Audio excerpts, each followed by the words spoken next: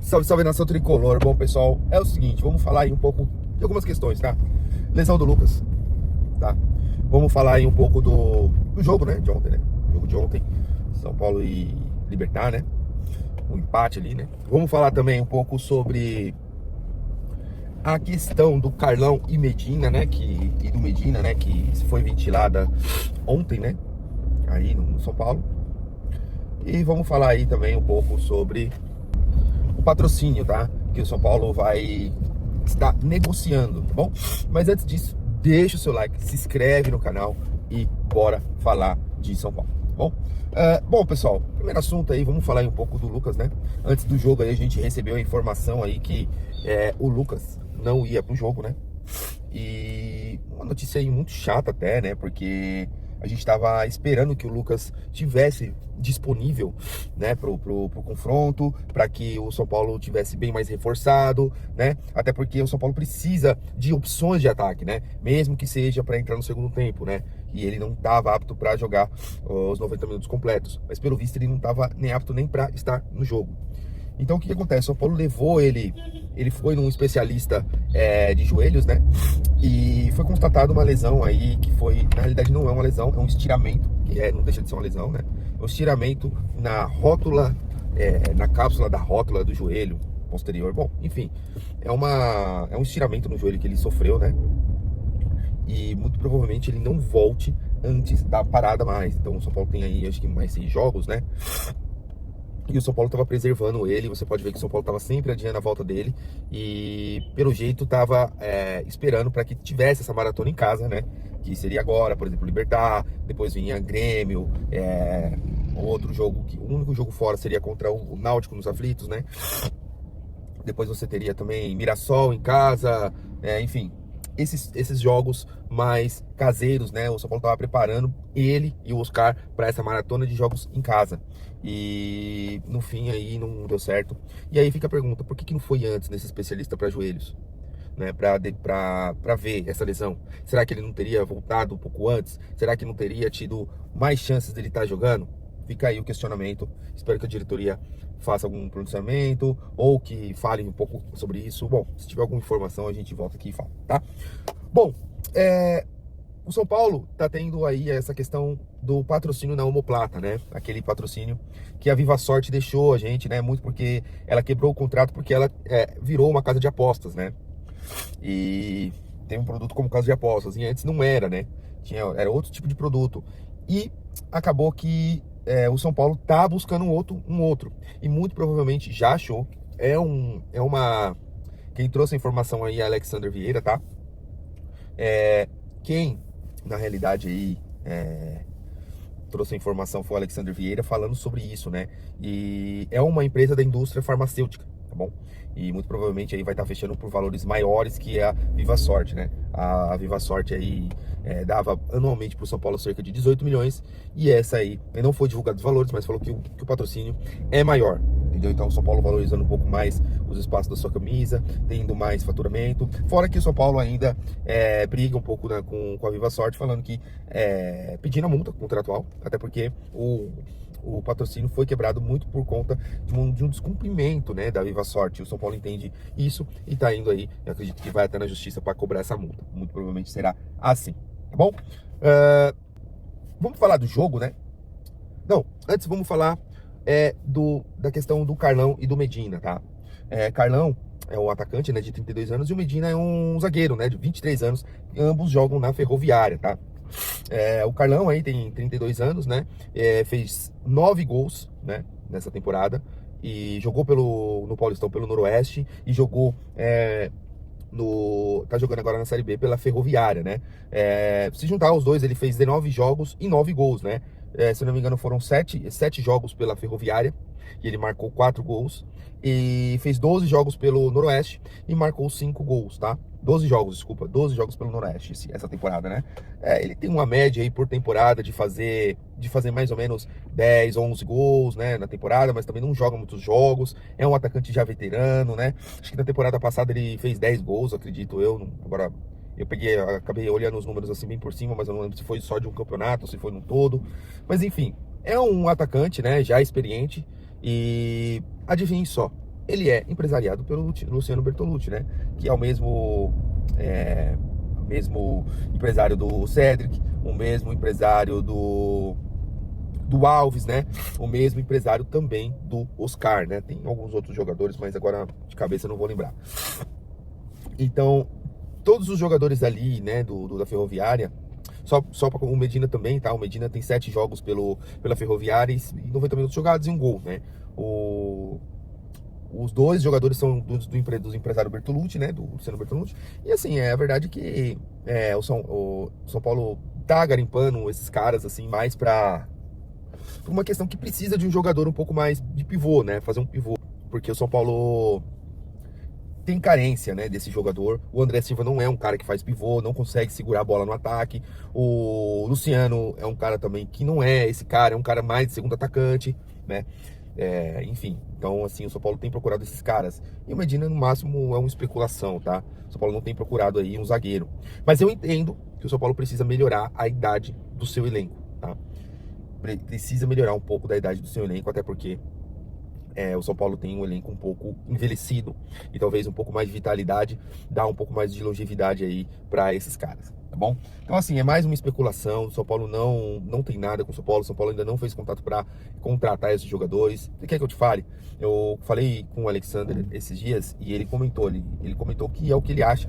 E é o que eu também acho que seja mais uma especulação mesmo, para valorizar o atleta no mercado, né? Talvez aí venha outras equipes, né, de primeiro escalão ou até de segundo escalão da Série A para tentar contratar o jogador, né? Eu acho que é mais uma especulação neste sentido, tá bom? Bom, vamos falar agora do jogo, tá? Vamos falar do jogo, pessoal. O São Paulo empatou com o Libertad, né? Como sempre, o São Paulo complicando jogos mais simples dentro de casa, né? E é engraçado, né? Porque o São Paulo tem 11 pontos, né? Desses 11 pontos, o São Paulo jogou 3 jogos fora de casa e 2 jogos dentro de casa. E adivinhem só, os 9 pontos conquistados foram fora de casa, né? Contra esse mesmo Libertad, contra o próprio Alianza Lima e contra o Tajeres, né? E aí, nesta série aí, falta o Tajeres dentro de casa, né? Que tá em crise, né? Tá em crise, é o atual campeão da Copa da Argentina.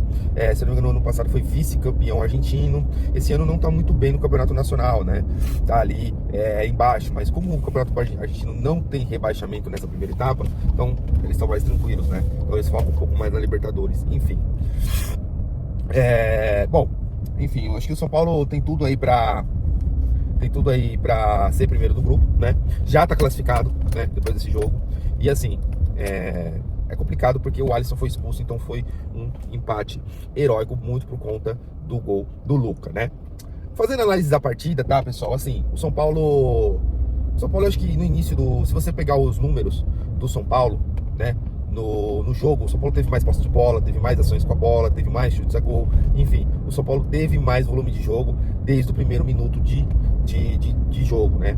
Teve mais volume, né? Desde que a partida foi iniciada, né? O São Paulo já pressionando o próprio Tajeres, né? Até a parte de que o Alisson foi expulso, né? Depois que o Alisson foi expulso, curiosamente, o São Paulo continuou pressionando.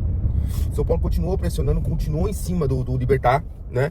E foi pro segundo tempo um pouco mais recuado, porque o Libertad acho que entendeu, encaixou a sua marcação e começou a ir um pouco mais para frente e conseguiu alguns escanteios, né?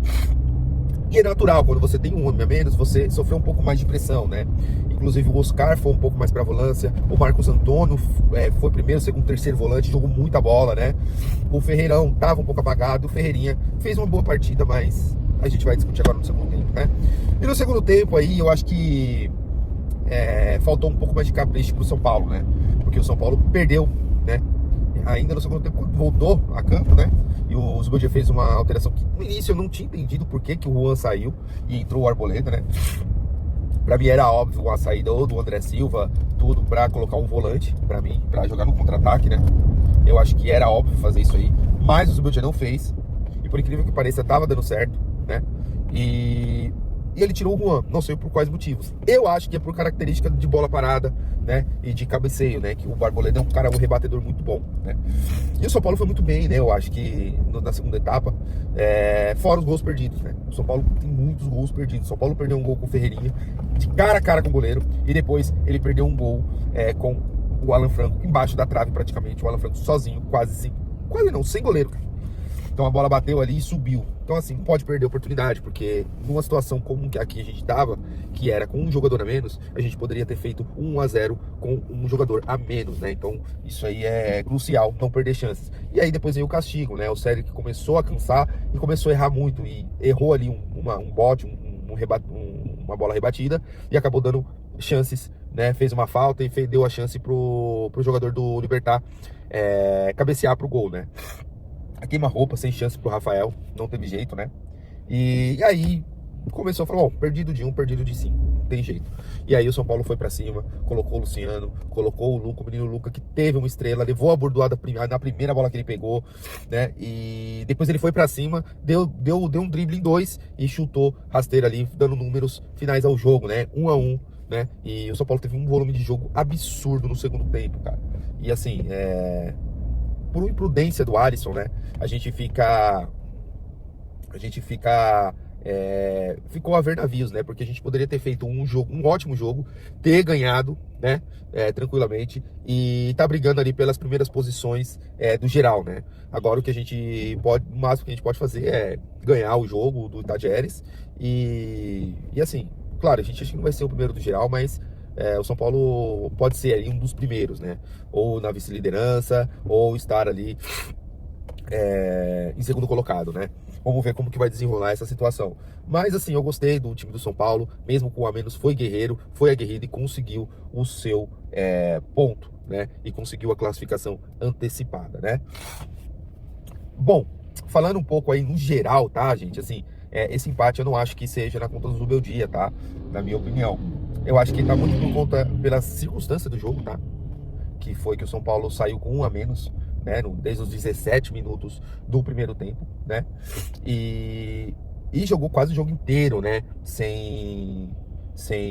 Com 1 a menos. E ainda conseguiu pressionar, conseguiu ser superior, né? Ser superior, conseguiu sair atrás, escalou uma montanha e conseguiu um empate ali com o menino, né? Um menino com muita estrela. Eu já acompanho o Luca há algum tempo, né? E ele é um moleque que ele joga muito bem, tem uma ótima individualidade, tem boas decisões. Então, assim, é um moleque muito bom, né? Embora na base ele sofreu um pouquinho no sub-20, mas pelo que o Zubeldia falou, a gente não consegue acompanhar os treinamentos, né? Então, a gente sabe que o Luca aí é um moleque que ele vem treinando bem, né, no profissional, pelo que o Zubeldia tem falado. Então, assim, no geral, eu acho que foi um bom resultado, tá, pro São Paulo. E até porque o São Paulo está classificado, né, pra próxima fase, né. E assim, sem sustos, né, o São Paulo não teve susto pra essa classificação. Agora a gente tem uma maratona aí de jogos, né, que a gente precisa fazer aí, pontuar no Brasileirão, né, que né, o jogo contra o Grêmio, contra o Mirassol e contra o Vasco são jogos dentro de casa que nós temos obrigação de vencer, tá? E o terceiro jogo ali contra o Bahia, a gente pode arrancar um empate lá, pode fazer em 4 jogos aí, nesses 4 jogos próximos do Brasileirão, a gente pode fazer aí 10 pontos, né? Fazendo 10 pontos a gente tá tranquilo e a gente consegue tirar a diferença desses jogos que a gente não conseguiu fazer o resultado, né? E também, né, temos os 2 jogos, né, que é contra o Náutico e contra o contra o Tajeres, né, pela Libertadores. Contra o Náutico lá, a gente consegue pelo menos um empate lá, se a gente for com o time um pouco mexido, tudo, a gente consegue ganhar, consegue empatar contra eles lá e trazer a classificação pro Morumbi, né, e assim, e a Libertadores, assim, eu acho que o São Paulo tem tudo aí pra ser o primeiro do seu grupo, tá?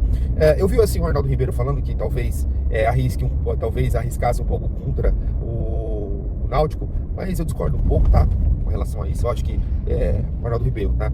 Eu acho que não tem que arriscar muito, eu acho que tem que tentar, até enquanto pode, nas 3 frentes, né? Eu acho que o São Paulo não tem um elenco para as 3 frentes, isso eu tenho noção, mas eu não sacrificaria, até porque você sacrifica um pouco de receita, tá? Então assim, é importante o São Paulo estar vivo das competições, tá bom? E só dando os créditos, tá? A questão lá do Lucas, quem foi que deu a informação foi o Eduardo Afonso, tá? Da ESPN, tá bom? Então é isso aí, pessoal. Tamo junto. Qualquer novidade, estamos aqui, né? Um forte abraço e vamos São Paulo.